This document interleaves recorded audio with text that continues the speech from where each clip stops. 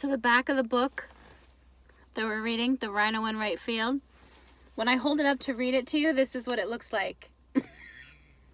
And it makes me giggle. So, hi everybody, how are we doing? Good. I am in my car. I'm waiting on someone. Someone very special to me is flying in today. And so I figured while I'm waiting, I would read a book. So we are on chapter 11, reading The Rhino in Right Field. You ready? Chapter 11. I scraped my chair backwards. Thanks for supper, Ma. We're going to Ace's to do some homework. Ace's mouth dropped open. But I wanted. Uncle Spyro stood too. I'm late for school. He pecked Ma on the cheek, grabbed the car keys from their hook, and bagged out the back door. Ma threw up her hands. Why, he always forgets his jacket. Nicky, be a good old boy and wear your jacket, eh? You'll catch a cold. I'm only going next door, Ma. I escaped to the front hall. As I was putting my ball cap on, Ace busted out from the kitchen, waving his napkin. What's the matter with you? He said. I wasn't finished. You can have more soup later. Are you coming? I pushed out the front door and onto the porch. Ace followed me. Where? Then he gasped. You don't really want to do homework, do you? Did you hear them? Nicky's just a kid. Nicky doesn't know what he wants. Like I wasn't even there.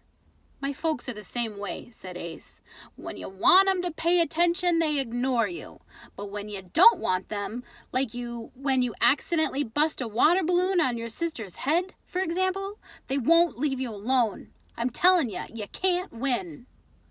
Why do I always have to do what my pop wants me to do anyways? Ace leaned against the porch railing. 'Cause you're a kid? He was right. I hate that. I paced across the front porch. In the distance, a lion roared. He makes me work in the shop every Saturday. He makes me go to Greek school every Tuesday. He talks about being an American, but what he wants me to be is exactly like him. All I want is one lousy Sunday off to do that mud puppy contest. Is that so much to ask? No, it wasn't. That's it, I said. One way or another, I'm gonna be in that contest. I clattered down the steps and out the sidewalk. Ace whooped and hurried behind me. Now you're talking. Where are we going? I don't know. Let's walk. I think better when I walk. Out of habit, we headed towards the zoo. The sun was going down, and I kind of wished I'd brought my jacket. By the time we got to Frederick Street, my arms were covered with goosebumps. So, Ace said finally, any ideas for getting the day off? No, I admitted. Try one more time to ask your pop, he said. You never know. You saw what it's like, I told him. He doesn't even listen to me. Then something caught Ace's eye. Hey, he said, looking over my shoulder. Isn't that your uncle? I turned to see a 1936 Nash Cruise slowly pass. It stopped at the corner of 43rd Street and then turned right. Yep.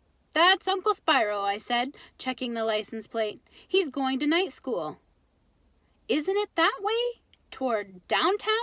Ace pointed east along Frederick Street. Yeah. Then why is he going that way?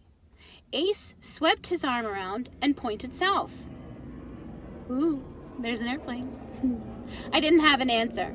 We dashed to the corner and watched the Nash as it drifted down 43rd Street.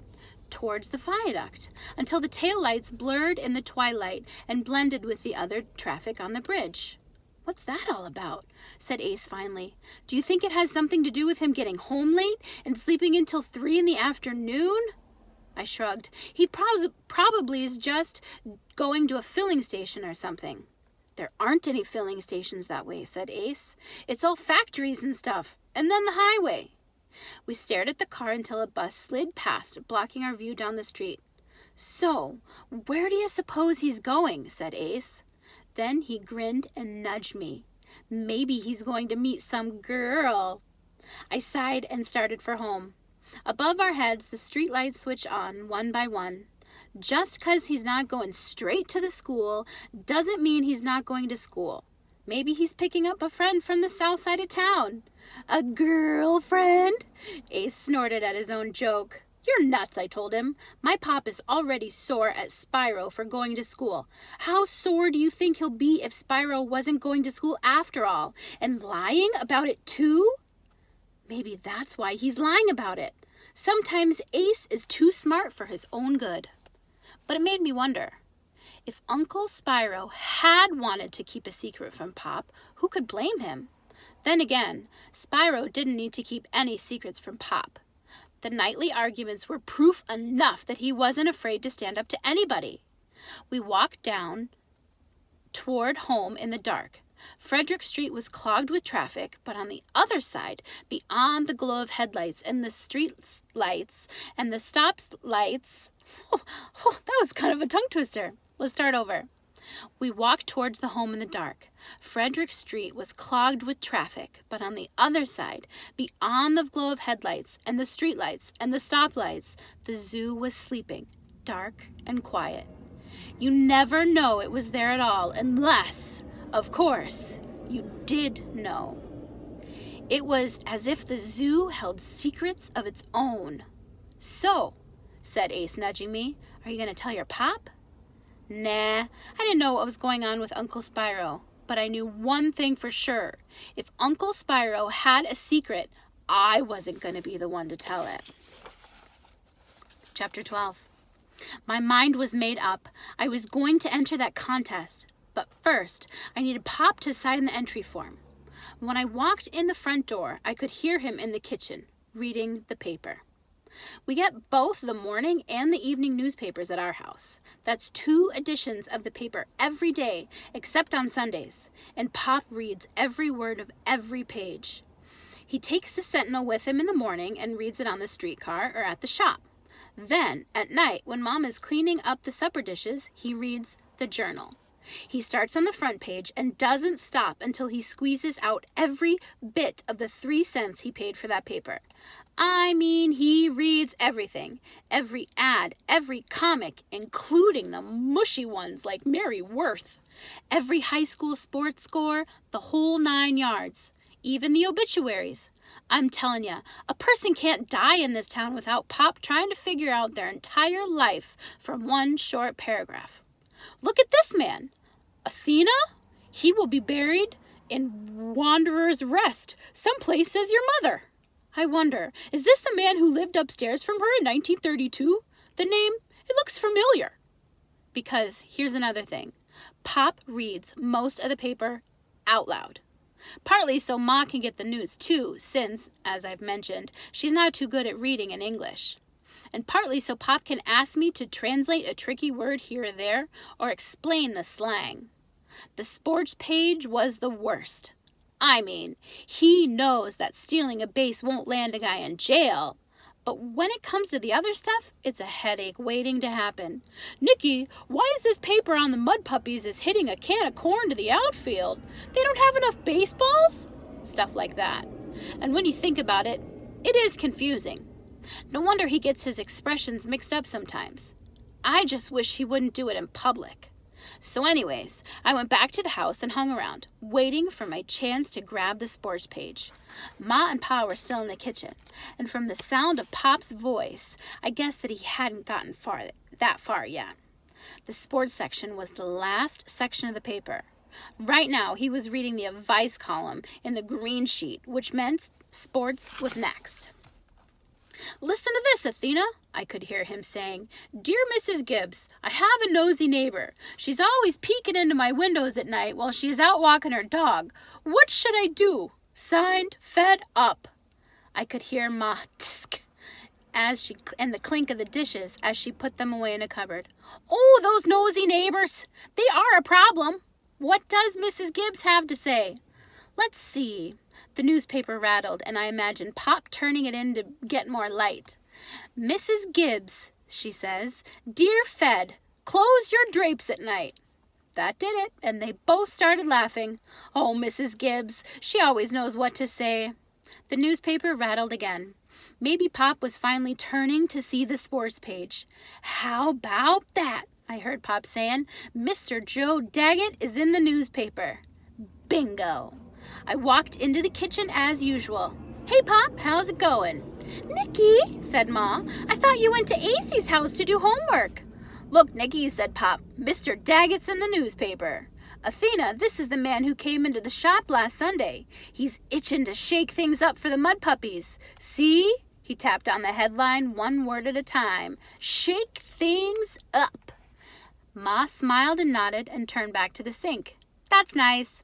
"Mr. Daggett is a very nice man," agreed Pop. He turned the page and launched into reading out the scores of the high school track meet. Apparently Washington High was the team to beat this season. I picked up a dish towel and started in the soup pot Ma just finished scrubbing, trying to act like I wasn't hanging around.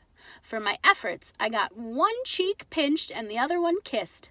"Gee whiz, Ma," is all I said. Wipe my cheek with the towel. After half of forever, finally Pop turned... After half of forever, Pop finally turned the back page of the sports section. "Looky here, Nicky, a contest for boys aged 10 to 14.